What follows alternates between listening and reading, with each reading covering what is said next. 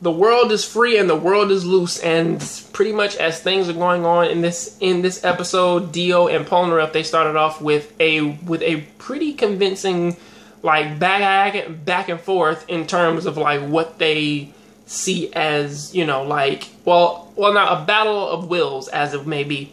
And you know, Polnareff, he goes up and he tries to go up against Dio, but the problem with Dio is that he's showing the world that power is very, very, very fucking scary. I mean, like even though Polnareff, he did actually run up the stairs, he would put him back downstairs, which was really fucking scary. And to be fair, it's a very, very, very tricky thing. However, really thinking about it though, it's like I can see why he would actually do this, because it is a very easy way to break the wills of people who don't necessarily really understand his power. And it's a good thing that Polnareff isn't necessarily somebody who actually would give up on his convictions really, really easily. At least not like how Whole Horse does, except for that moment when Whole Horse Man, when he almost shot Dio in the back of the head. But either way though, it's like looking at that though, it's like Dio is a very, very, very cunning person in terms of him trying to power people, and also trying to prove a point in which that he is the strongest person and he is the most dominant person.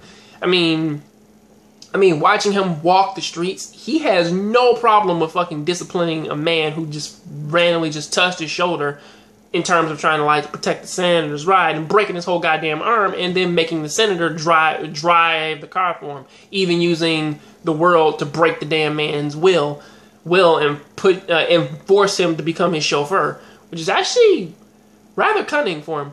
I mean, like, it's small potatoes and shit, but I'm like, that's still very, very, very cunning to just break a man's will and just be like, well, now I want you to drive after that thing. And then even if he protests, you just pull his teeth out and break his nose and tell him drive the car. Even if he tries to get away, you still force him to do it. Like, Dio's a very like demanding person.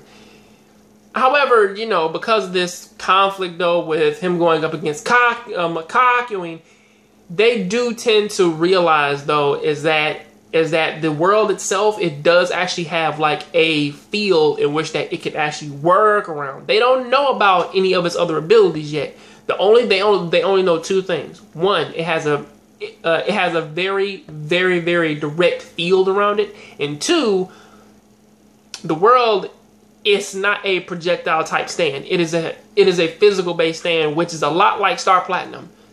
And to be perfectly fair, that shit is getting really scary. I mean, compared to what they had to deal with before, all that shit, it was still scary. But this one, to where it is working on a plane in which that is very difficult for them to pretty much pull apart and piece together. I mean, having somebody who is like, you know, like hiding in like a physical thing, or you're staying being like a boat or a car, or being a doll, or, you know, being all these different things, all that's one thing. But to have a guy who's just like Star Platinum's, but yet you can't necessarily understand how he can move you to wherever he wants you to be, and then warp the world around you. And also on top of that, he's very physically strong as well, so you can't just beat him like anybody else. He's on a whole nother level than dealing with fucking Vanilla Ice and the Darby brothers. But we will see how this shit plays out later on next week when they drop out another episode. So please keep watching anime, keep playing video games. Tell me what you think about this down there in the comment section, and I'll catch you next time. I'm out.